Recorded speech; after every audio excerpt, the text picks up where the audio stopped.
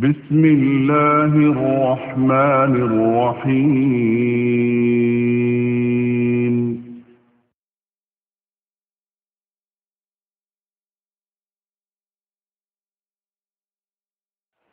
رب اشرح لي صدري ويسر لي أمري واحلل عقدة من لساني يفقه قولي اللهم زدنا علما وارزقنا فهما سبحانك لا علم لنا إلا ما علمتنا إنك أنت العليم الحكيم اللهم انفعنا بما علمتنا وعلمنا ما ينفعنا وارزقنا علما ينفعنا اللهم آمين.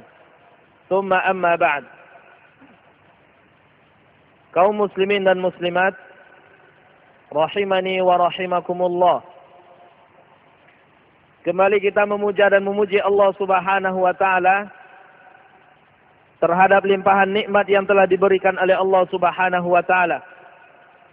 Dengan izin Allah, kita masih diberikan kesempatan oleh Allah Subhanahu wa taala untuk bisa hadir di rumahnya dalam rangka melakukan amal ketaatan kepada Allah, melaksanakan salat ibadah maghrib, fardu maghrib secara berjamaah, dan melanjutkannya dengan mendengarkan kajian ilmiah,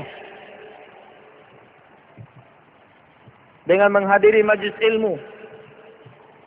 ilmu yang dikatakan oleh Rasulullah sallallahu alaihi wasallam sebagai taman-taman surga. Sebagaimana di dalam hadisnya Rasulullah sallallahu alaihi wasallam mengatakan, "Idza marartum bi riyadil jannati farta'u."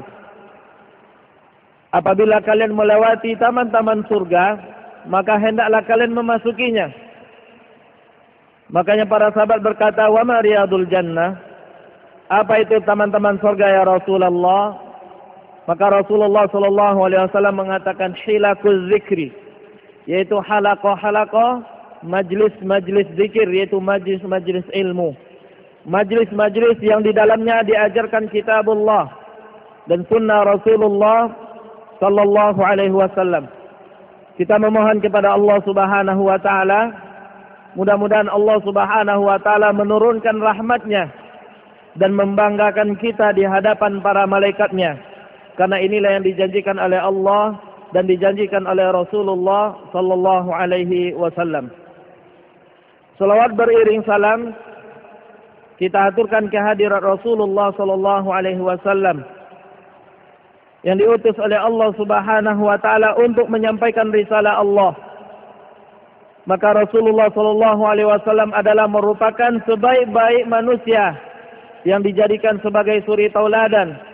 Karena Rasulullah sallallahu alaihi wasallam dikatakan oleh Allah, "Laqad kana lakum fi Rasulillahi uswatun hasanah liman kana yarjullaha wal yawmal akhir wa dzakarallaha katsira." Sungguh pada diri Rasulullah sallallahu alaihi wasallam terdapat suri tauladan yang baik bagi mereka yang beriman kepada Allah dan hari akhir dan banyak mengingat Allah Subhanahu wa taala. Maka pada diri Rasulullah terdapat suri tauladan bagi seorang pemimpin. Ketika dia seorang pemimpin, maka pada diri Rasulullah terdapat suri tauladan yang baik bagaimana Rasulullah sallallahu alaihi wasallam memimpin umat ini, mengatur urusan umat ini, sehingga umat ini menjadi khairu ummatin ukhrijat linnas, menjadi sebaik-baik umat yang dikeluarkan oleh Allah Subhanahu wa taala bagi umat manusia. Kalau kita seorang suami, maka pada diri Rasulullah sallallahu alaihi wasallam terdapat suri tauladan yang baik bagi seorang suami teladan, sebagaimana yang dikatakan oleh Rasulullah sallallahu alaihi wasallam, khairukum li ahlihi wa ana khairukum li ahli. Sebaik-baik kalian adalah orang yang paling baik terhadap keluarganya, dan saya adalah orang yang paling baik terhadap keluarga saya. Inilah Rasulullah sallallahu alaihi wasallam yang ditutup pintu surga bagi umat-umat yang lain sampai dimasuki oleh umat-umat Rasulullah sallallahu alaihi wasallam. Maka sudah sepantasnya kita memperbanyak salawat dan salam untuk Rasulullah sallallahu alaihi wasallam karena begitu besar jasanya kepada kita umatnya. Adapun salawat dan salam yang kita ucapkan tersebut gunanya juga kembali kepada kita Karena Rasulullah sallallahu alaihi wasallam mengatakan, "Man shalla alayya salatan, sallallahu alaihi biha asyra." Siapa yang bersolawat kepadaku satu kali, maka Allah Subhanahu wa taala akan bersolawat kepadanya sebanyak 10 kali. Mudah-mudahan dengan salawat tersebut kita mendapatkan syafaatnya kelak di akhirat. Amin ya rabbal alamin. Kaum muslimin dan muslimat rahimani wa rahimakumullah. Untuk tausiah kita malam ini, sebuah hadis dari Rasulullah sallallahu alaihi wasallam yang diriwayatkan oleh Imam Ibnu Majah rahimahullahu taala dari seorang sahabat yang bernama Anas bin Malik radhiyallahu anhu. Dari Rasulullah sallallahu alaihi wasallam, Rasulullah sallallahu alaihi wasallam bersabda, "Inna minan nasi nasan mafatihu lil khairi maghaliqu lisyarri wa inna minan nasi nasan mafatihu lisyarri maghaliqu lil khairi fatuba liman ja'ala Allahu miftahal khairi ala yadayhi wa wailun liman ja'ala Allahu mafatihasy syarri ala yadayhi." Atau kama qala sallallahu alaihi wasallam. Sesungguhnya di antara manusia ada sekelompok orang yang mereka ini adalah kunci-kunci bagi kebaikan dan gembok-gembok bagi keburukan. Dan di antara manusia ada lagi sekelompok yang bertolak belakang dengan kelompok yang pertama. Mereka ini adalah mafatihul syarr, merupakan kunci-kunci bagi keburukan dan kejahatan-kejahatan. Maghaliqul khair, dan gembok bagi kebaikan-kebaikan. Ini sabda Rasulullah sallallahu alaihi wasallam. Maka Rasulullah melanjutkan, "Fatuba liman ja'alallahu mafatihal khairi ala yadayhi." Maka berbahagialah orang-orang yang dijadikan oleh Allah Subhanahu wa taala mereka itu sebagai kunci-kunci kebaikan. Wa wailun liman ja'alallahu miftahasy syarri ala yadayhi. Dan celakalah orang-orang yang kunci-kunci kejahatan diletakkan oleh Allah Subhanahu wa taala pada tangannya. Ini sabda Rasulullah sallallahu alaihi wasallam yang patut untuk kita renungkan, patut untuk kita hayati dan kita amalkan di dalam kehidupan kita. Di dalam hadis ini Rasulullah sallallahu alaihi wasallam menyebutkan 2 macam golongan manusia dari kalangan umatnya. Ada sekelompok manusia yang mereka itu adalah merupakan umat-umat yang bermanfaat bagi manusia. Umat-umat yang paling baik. Yang dikatakan oleh Rasulullah sallallahu alaihi wasallam, khairukum anfa'ukum linnas, atau kama qala sallallahu alaihi wasallam. Sebaik-baik kalian atau khairun nas anfa'uhum linnas. Sebaik-baik manusia adalah orang-orang yang paling bermanfaat bagi manusia yang lainnya. Dan di dalam hadis ini juga diterangkan oleh Rasulullah sallallahu alaihi wasallam seburuk-buruk manusia. Mereka-mereka yang menghalangi manusia lainnya untuk mendapatkan kebaikan daripada Allah. Justru mereka inilah orang-orang yang menjadi penyebab umat-umat lain mendapatkan keburukan-keburukan, melanggar aturan-aturan Allah Subhanahu wa taala. Maka di golongan manakah diri kita ini berpijak? Termasuk ke dalam golongan siapakah kita ini? Apakah ke dalam golongan-golongan orang-orang yang bermanfaat bagi umat manusia, atau sebaliknya golongan-golongan yang akan mendatangkan mudarat bagi umat manusia? Semua umat manusia sebenarnya menginginkan menjadi seorang pribadi yang bermanfaat bagi yang lainnya. Menginginkan kehidupan yang berbahagia, baik di dalam kehidupan dunia, apalagi kelak di akhirat. Namun, ada di antara manusia yang mendapatkan, dan ada pula di antara manusia yang gagal di dalam menerapkan. Maka para ulama menjelaskan bagaimana kita itu bisa menjadi pribadi-pribadi yang merupakan kunci-kunci bagi kebaikan dan gembok-gembok bagi kejahatan. Di tangannya Allah Subhanahu wa taala akan membuka pintu-pintu kebaikan, dan melalui tangannya juga Allah Subhanahu wa taala akan mengunci pintu-pintu kejahatan. Inilah golongan-golongan yang terbaik yang dikatakan khairu ummatin ukhrijat linnas, sebaik-baik umat yang dikeluarkan bagi umat manusia, yaitu mereka-mereka yang dijadikan oleh Allah Subhanahu wa taala sebagai kunci-kunci kebaikan dan gembok bagi keburukan. Maka di antaranya Syekh Abdul Razak bin Abdul Muhsin Al-Badar hafizahullahu taala di dalam sebuah khutbahnya mengatakan, memberi sebuah judul yang berjudul Kun miftahan lil khair. Jadilah kamu itu sebagai kunci bagi kebaikan. Di antara yang beliau jelaskan, kalau kita ingin menjadi seorang pribadi yang merupakan kunci bagi kebaikan dan gembok bagi keburukan adalah yang pertama, ayyuhsina taqarruba ila Allah Ta'ala wa ta'abbuda lahu bi asma'ihil hula. Hendaklah seseorang melakukan taqarrub kepada Allah Subhanahu wa taala, mendekatkan diri kepada Allah dan beribadah kepada Allah Subhanahu wa taala dengan nama-namanya yang mulia. Kita mengetahui bahwasanya di antara sifat Allah Subhanahu wa taala adalah Al-Fattah, yang Maha Pembuka, yaitu pembuka kebaikan-kebaikan. Dan ini adalah merupakan sifat Allah Subhanahu wa taala yang mesti kita imani, bahwasanya Allah Subhanahu wa taala di antara sifatnya adalah Al-Fattah, yang Maha membuka kebaikan-kebaikan. Ada kalanya Allah Subhanahu wa taala membuka pintu ilmu bagi hambanya, dan itu adalah merupakan kebaikan. Dan ada kalanya Allah Subhanahu wa taala membuka pintu rezeki bagi hambanya, membuka pintu hidayah bagi hambanya.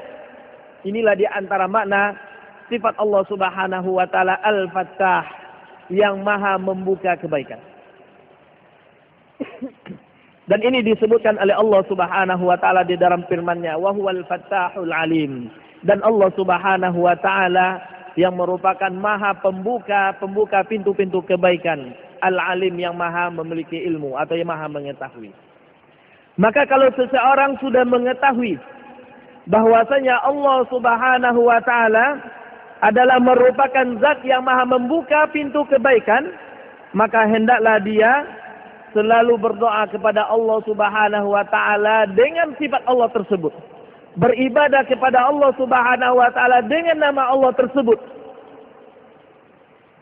Karena Allah Subhanahu wa taala mengatakan dalam firman-Nya, "Walillahil asmaul husna fad'uuhu biha." Dan bagi Allah Subhanahu wa taala nama-nama yang baik, maka berdoalah kepada Allah Subhanahu wa taala dengan nama tersebut. Maka kalau seseorang dia ingin menjadi kunci bagi kebaikan, hendaklah dia mengetahui bahwasanya kunci kebaikan itu berada di tangan Allah. Dan Allah Subhanahu wa taala memiliki sifat Al-Fattah, yang Maha pembuka kunci kebaikan. Maka ketika dia menyadari itu dan memahami itu, hendaklah dia memohon kepada Allah Subhanahu wa taala supaya dia dijadikan oleh Allah Subhanahu wa taala sebagai hamba-hamba yang memiliki sifat kunci pembuka kebaikan. Karena kita mengetahui kita tidak akan memiliki kekuatan untuk menjadi seseorang yang diibaratkan kunci bagi kebaikan, kecuali kalau Allah Subhanahu wa taala memberikan kita taufik dan hidayahnya, memberikan kita kekuatannya. Maka inilah yang disebutkan oleh para ulama. Di antaranya, sebagian ulama salaf mengatakan, inna hadhil akhlaq wahaibu wa inna Allah tabaraka wa ta'ala idza ahabba 'abdahu wahabahu minha. Di antaranya Allah Subhanahu wa taala membukakan bagi kita pintu-pintu ilmu, membukakan bagi kita pintu-pintu kebaikan, dan di tangannya lah pintu-pintu kebaikan itu berada. Maka hendaklah kita meminta kepada Allah. Karena kata sebagian ulama salaf, diberikannya kita taufik oleh Allah Subhanahu wa taala untuk menganut atau untuk memiliki akhlak-akhlak yang mulia, itu sebenarnya adalah merupakan pemberian daripada Allah Subhanahu wa taala. Karena Allah Subhanahu wa taala, apabila Allah mencintai seseorang, maka Allah Subhanahu wa taala akan memberinya nikmat tersebut. Maka bagi seseorang yang ingin menjadi kunci-kunci kebaikan, hendaklah memohon kepada Allah Subhanahu wa taala untuk diberikan kunci-kunci kebaikan tersebut. Maka ada suatu ungkapan yang sangat menakjubkan sekali yang diucapkan oleh Mutarrif bin Abdullah bin Syekhir, salah seorang ulama tabi'in. Beliau mengatakan suatu ungkapan yang menunjukkan keyakinannya, yang menunjukkan kedalaman penghayatannya terhadap firman-firman Allah dan sabda Rasulullah SAW, yang menunjukkan kedalaman ilmunya tentang syariat agama ini. Dia mengatakan, "Lau ukhrija qalbi wa ju'ila fi yasari wa ji'a bil khairati kulliha wa ju'ilat fi yamini lam astati' an aj'ala shay'an min hadhihi al khairati fi qalbi illa an yakuna Allahu alladhi yad'uhu." Beliau rahimahullahu taala mengatakan, kalau seandainya hatiku ini dikeluarkan dan dijadikan dan diletakkan hatiku ini di tangan kiriku. Kalau seandainya hatiku ini dikeluarkan oleh Allah Subhanahu wa taala dan diletakkan di tangan kiriku, kemudian didatangkan perbuatan-perbuatan yang baik semuanya oleh Allah Subhanahu wa taala dan diletakkan di tangan kananku, lam astati' an aj'ala syai'an min hadhil khairat fi qalbi. Maka aku tidak akan pernah bisa, tidak akan pernah mampu meletakkan kebaikan-kebaikan yang ada di tangan kananku ke dalam hatiku yang berada di tangan kiriku. Semuanya baru bisa aku lakukan apabila Allah Subhanahu wa taala memberiku kekuatan untuk meletakkan itu. Maka ini pemahaman seorang Mutarrif bin Abdullah bin Syekhir, seorang ulama tabi'in, yang meyakini bahwasanya seorang hamba adalah seorang yang sangat lemah, tidak memiliki kekuatan. Kekuatan dia hanyalah apa yang diberikan oleh Allah Subhanahu wa taala. Begitu juga dalam hal untuk melakukan kebaikan-kebaikan, melakukan sifat-sifat yang mulia. Kita tidak akan pernah memiliki kekuatan kalau seandainya Allah Subhanahu wa taala tidak memberikan kekuatan tersebut. Maka inilah di antara hikmah ketika kita mendengar seruan azan, hayya 'alas shalah, hayya 'alal falah. Jawaban kita terhadap seruan ini adalah la haula wala quwwata illa billah. Tiada daya dan tiada upaya, tiada kekuatan yang saya miliki ya Allah kecuali hanya dengan Allah Subhanahu wa taala. Kita tidak akan pernah bisa melakukan kebaikan kecuali ketika Allah Subhanahu wa taala telah memberikan kekuatan tersebut bagi kita. Maka kalau kita ingin menjadi kunci bagi kebaikan, hendaklah kita menyadari hal ini dan hendaklah kita memohon kepada Allah Subhanahu wa taala untuk dijadikan sebagai kunci-kunci kebaikan. Kemudian berikutnya, seseorang bisa menjadi kunci-kunci bagi kebaikan apabila dia telah memurnikan tauhid di dalam kehidupannya. Apabila seseorang telah merealisasikan tauhid di dalam kehidupannya. Karena tauhid adalah merupakan kunci-kunci kebaikan. Sebagaimana tauhid itu juga merupakan miftahul jannah, kunci bagi surga. Karena tauhid itu terhimpun di dalam ungkapan kita, la ilaha illallah. Tiada ilah yang berhak untuk diibadahi kecuali Allah Subhanahu wa taala. Maka ini adalah tauhid. Kita akan menjadi pribadi-pribadi yang membuka pintu-pintu kebaikan apabila kita telah merealisasikan makna tauhid di dalam kehidupan kita. Apabila kita telah memurnikan tauhid di dalam kehidupan kita. Karena tauhid itu sendiri sebagaimana yang kita sebutkan adalah merupakan kunci surga. Miftahul jannah la ilaha illallah, kata Rasulullah sallallahu alaihi wasallam. Kunci daripada surga itu, kunci dari pintu surga itu adalah ungkapan kita la ilaha illallah. Tiada Tuhan yang berhak diibadahi kecuali Allah Subhanahu wa taala.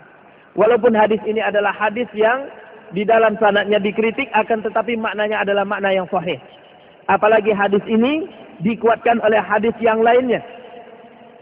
Sebagaimana di dalam hadis yang diriwayatkan oleh Imam Muslim dari hadis Umar bin Khattab radhiyallahu anhu.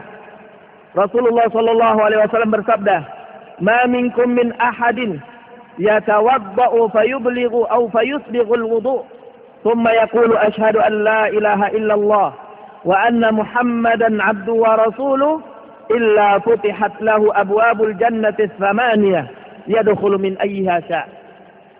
Siapapun di antara kalian, tidak ada salah seorang di antara kalian yang berwudu, kemudian dia menyempurnakan wudunya lalu mengatakan, "Aku bersaksi tiada ilah yang berhak diibadahi kecuali Allah, dan bahwasanya Nabi Muhammad itu adalah hamba Allah dan utusan Allah," kecuali akan dibukakan baginya pintu-pintu surga yang 8.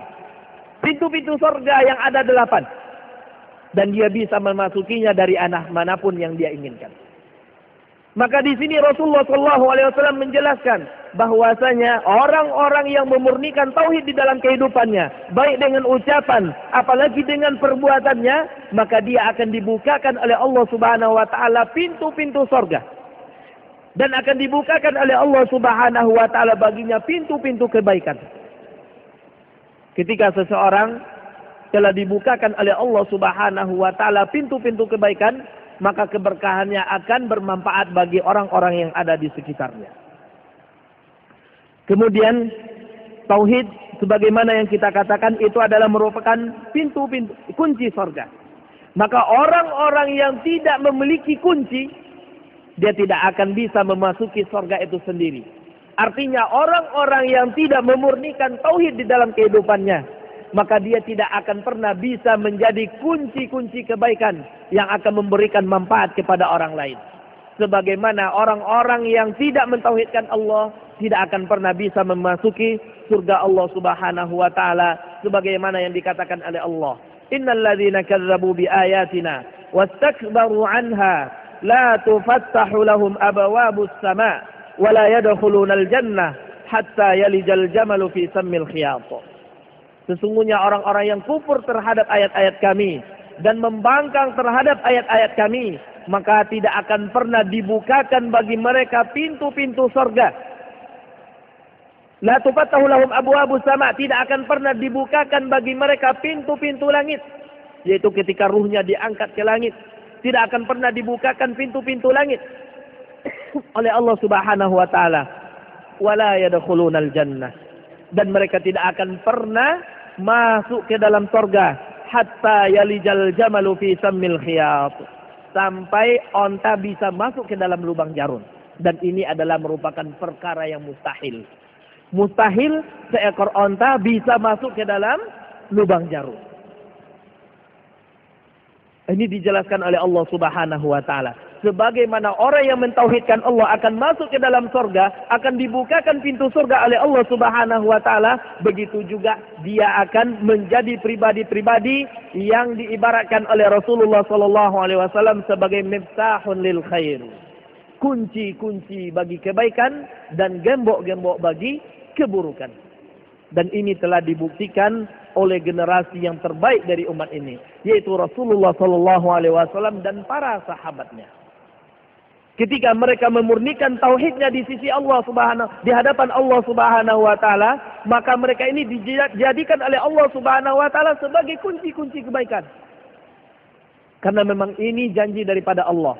Wa'adallahu alladhina amanu minkum wa 'amilus salihati la yastakhlifannahum fil ardh kama istakhlafal ladzina min qablihim wa la yumakkinanna lahum dinahum alladzi irtada lahum wa la yubaddilannahum min ba'di khaufihim amna. Allah Subhanahu wa taala berjanji bagi orang-orang yang beriman di antara kalian dan beramal soleh, yaitu orang-orang yang memurnikan tauhidnya di dalam kehidupannya. Apa yang dijanjikan oleh Allah? La yastakhlifannahum fil ardh. Allah Subhanahu wa taala pasti akan menjadikan mereka khalifah di muka bumi, pemimpin di muka bumi. Dan pemimpin inilah nanti yang akan bisa membukakan pintu-pintu kebaikan bagi umat manusia. Maka ketika suatu kaum ditampilkan oleh Allah Subhanahu wa taala pemimpin mereka dari golongan orang-orang yang seperti ini, maka itu adalah tanda-tanda bahwasanya kaum itu adalah merupakan kaum yang baik dan kaum-kaum yang akan mendapatkan kebaikan daripada Allah Subhanahu wa taala. Maka kaum muslimin rahimani wa rahimakumullah, kalau kita menginginkan masyarakat yang baik, yang mendapatkan kebaikan, yang dibukakan oleh Allah Subhanahu wa taala pintu-pintu kebaikan dan keberkahan, tidak ada cara yang lain kecuali dengan memurnikan tauhid kepada Allah Subhanahu wa taala. Ini adalah perkara yang terpenting di dalam kehidupan kita. Karena perkara tauhid inilah Allah Subhanahu wa taala mengutus para rasul, dan karena tauhid ini pula Allah Subhanahu wa taala menurunkan kitab-kitabnya. Untuk merealisasikan tauhid inilah terjadinya pertumpahan darah, disyariatkannya jihad oleh Allah Subhanahu wa taala. Karena tauhid inilah kita diminta berkorban oleh Allah Subhanahu wa taala. Dan ketika kita merealisasikan tauhid di dalam kehidupan kita, ganjaran pahala yang besar sekali yang akan kita dapatkan. Di antaranya di dalam kehidupan dunia, Allah Subhanahu wa taala mengatakan, "Walau anna ahlal qura amanu wattaqau la fatahna 'alaihim barakatin minas sama'i wal ard, walakin kazzabu fa akhadnahum bima kanu yaksibun." Kalau seandainya penduduk suatu kampung beriman kepada Allah dan bertakwa kepada Allah, pasti akan kami bukakan pintu-pintu keberkahan dari langit dan bumi. Dan ini janji Allah Subhanahu wa taala, dan Allah Subhanahu wa taala tidak akan pernah menyelisih janjinya.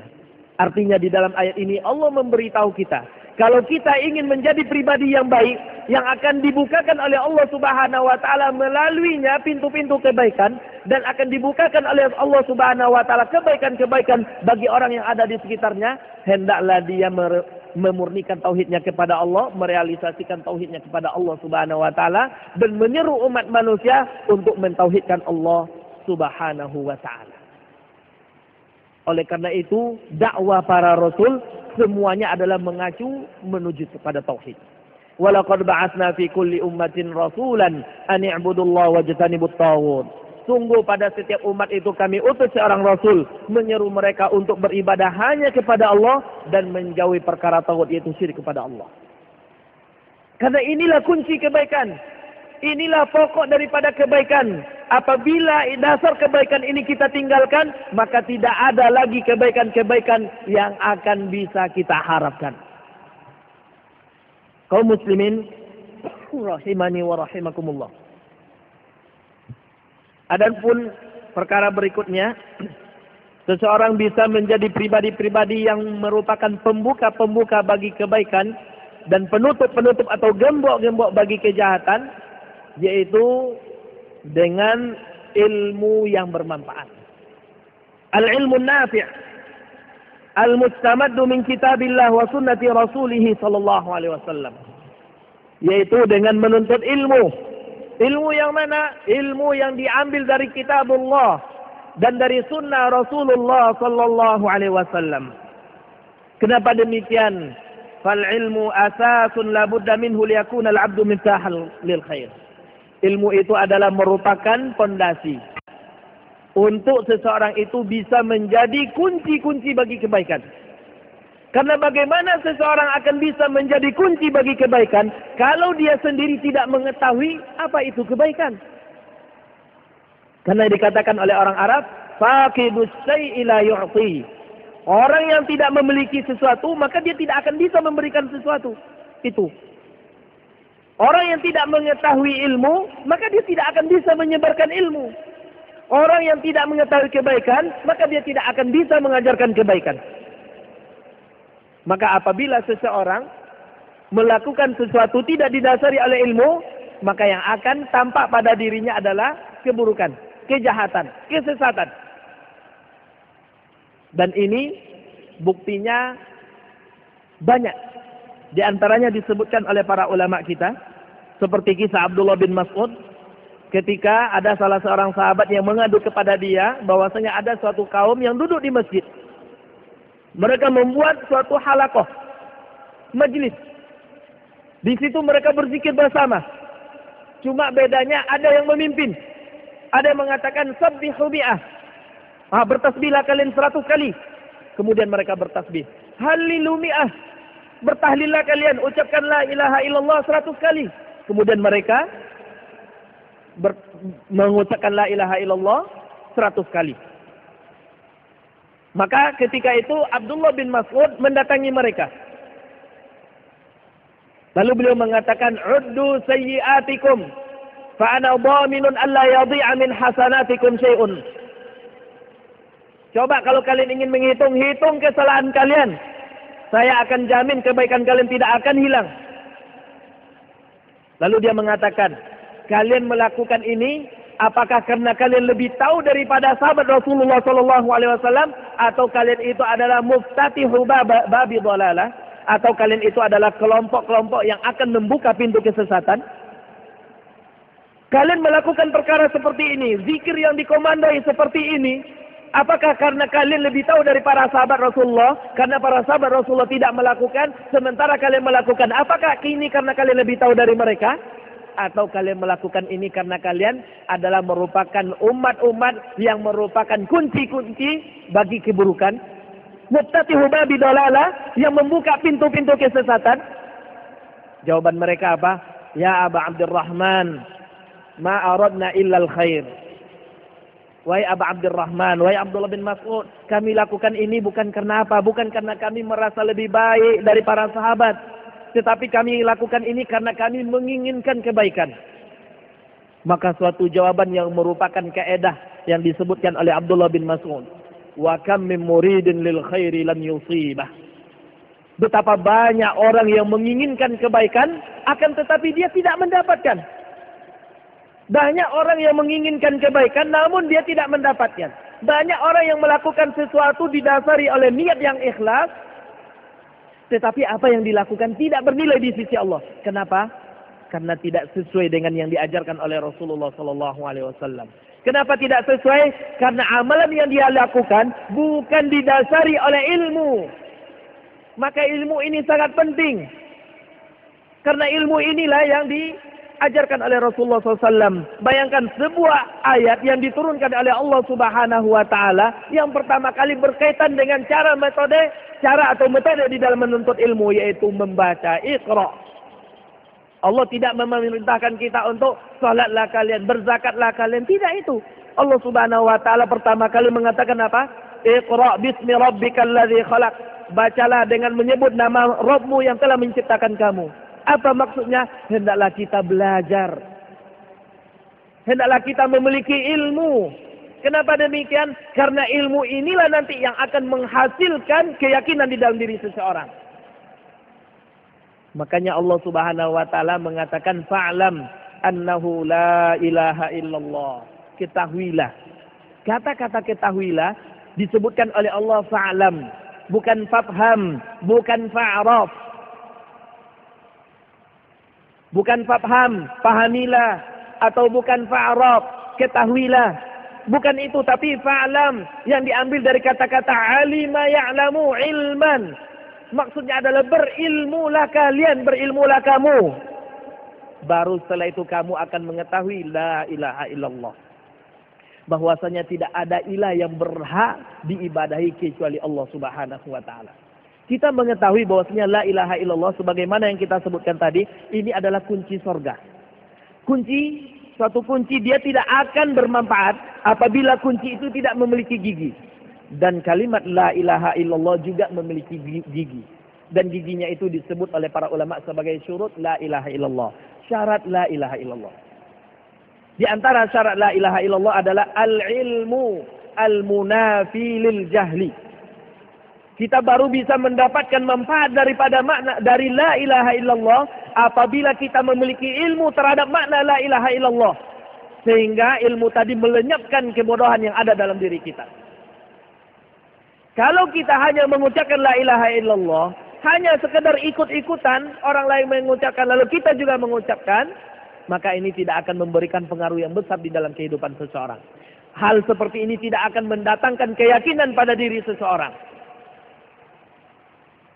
Karena perlu kita untuk memahami ini. Maka ini yang dipahami oleh bahkan orang-orang musyrik di zaman Rasulullah SAW memahami makna la ilaha illallah. Bahwasanya tidak ada yang berhak diibadahi kecuali Allah. Makanya ketika mereka mengatakan innahum idza qila lahum la ilaha illallah yastakbirun. Sesungguhnya mereka orang-orang musyrik apabila dikatakan kepada mereka ucapkan la ilaha illallah, mereka yastakbirun, menyombongkan diri. Apa kata mereka? aj'alal alihata ilaha wahida inna hadza la syai'un ujab. Apakah si Muhammad ingin menjadikan Tuhanku, Tuhan kita yang banyak ini menjadi hanya satu Tuhan saja? Ini perkara yang sangat aneh sekali. Ini karena mereka memahami makna la ilaha illallah, bahwasanya tidak ada yang berhak diibadahi kecuali hanya Allah Subhanahu wa taala. Oleh karena itu semua amal ketaatan dilakukan hanya untuk Allah, bukan untuk yang lain.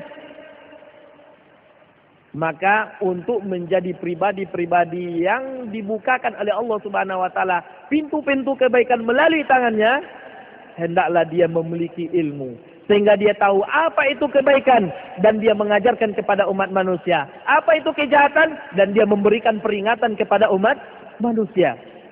Hal yang seperti ini supaya tidak terjadi sebaliknya. Betapa banyak umat ini sesat karena kesalahan orang-orang yang dijadikan panutan. Orang-orang yang terlanjur dijadikan tokoh. Yang terlanjur dijadikan sebagai ikutan. Padahal dia sendiri tidak memiliki ilmu. Sehingga dan dia berfatwa tanpa ilmu. Dan menjatuhkan umat manusia ke dalam kesengsaraan, kesesatan, dan kebinasaan. Sebagai contoh, seseorang yang berfatwa tanpa ilmu terjadi di zaman Rasulullah SAW. Sekelompok sahabat pulang dari peperangan, ada salah seorang mereka yang terluka di kepalanya. Lalu ketika dia malam hari tidur, dia bermimpi junub. Dan pada pagi harinya dia meminta fatwa kepada para sahabatnya. Hal tajiduna li rukhsatan fi tayammum? Kalian berpendapat nggak saya ini bisa tayamum, mendapatkan rukhsah daripada Allah? Jawaban mereka, langsung mereka jawab, La rukhsata laka wa anta taqdiru 'alal ma'. Kamu tidak boleh bertayamum, nggak ada rukhsah bagi kamu, padahal di sini ada air. Lalu dia pun mandi, kemudian ditakdirkan oleh Allah dia meninggal. Hal seperti ini diadukan kepada Rasulullah. Jawaban Rasulullah. Rasulullah sangat marah sampai beliau mengatakan, qataluhu qatalahumullah. Mereka telah membunuh si fulan. Semoga Allah memerangi mereka. Dicela oleh Rasulullah SAW. Kenapa? Karena orang ini berfatwa tanpa ilmu. Lantaran mereka berfatwa tanpa ilmu, bukannya membuka pintu kebaikan bagi orang lain. Justru sebaliknya, dia membuka pintu kejahatan bagi orang lain. Pintu keburukan bagi orang lain. Bahkan pintu kebinasaan bagi orang lain.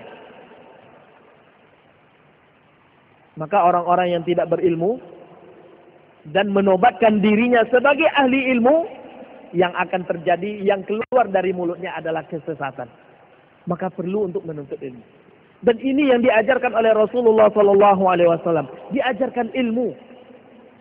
Kita lihat majlis-majlis Rasulullah yang diriwayatkan sampai kepada kita.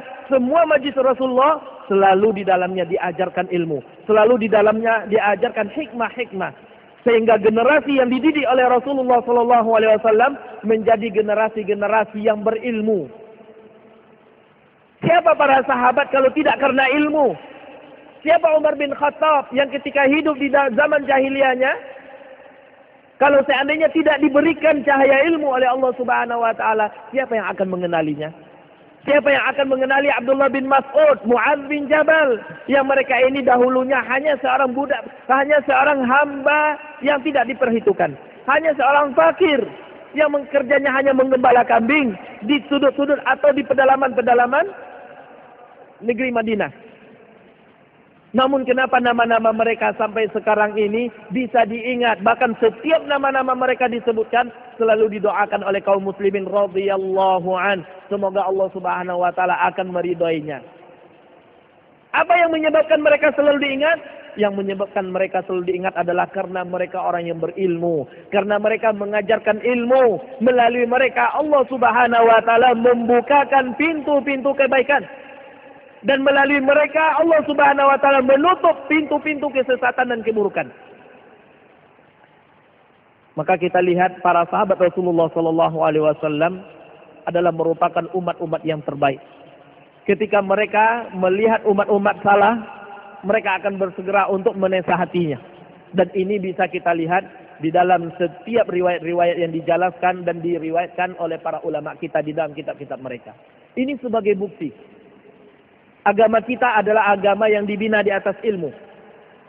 Sehingga dengan itu kita mengetahui mana yang merupakan kesesatan dan mana yang merupakan kebaikan. Maka kalau kita ingin menjadi pribadi-pribadi yang akan membuka pintu kebaikan bagi umat manusia dan menutup pintu kejahatan dari umat manusia, menjadilah pribadi-pribadi yang berilmu. Karena semakin kita berilmu, semakin kita akan memahami hakikat dari kehidupan ini. Semakin kita akan mengenal Allah Subhanahu wa taala. Makanya seorang alim itu lebih berat ujiannya bagi setan dibandingkan 1000 orang-orang yang ahli ibadah. Kenapa? Karena seorang alim, dia orang berilmu. Dia akan bisa membukakan pintu-pintu kebaikan bagi umat yang sangat banyak. Sementara seorang ahli ibadah, dia hanya membukakan pintu kebaikan hanya terbatas untuk dirinya sendiri.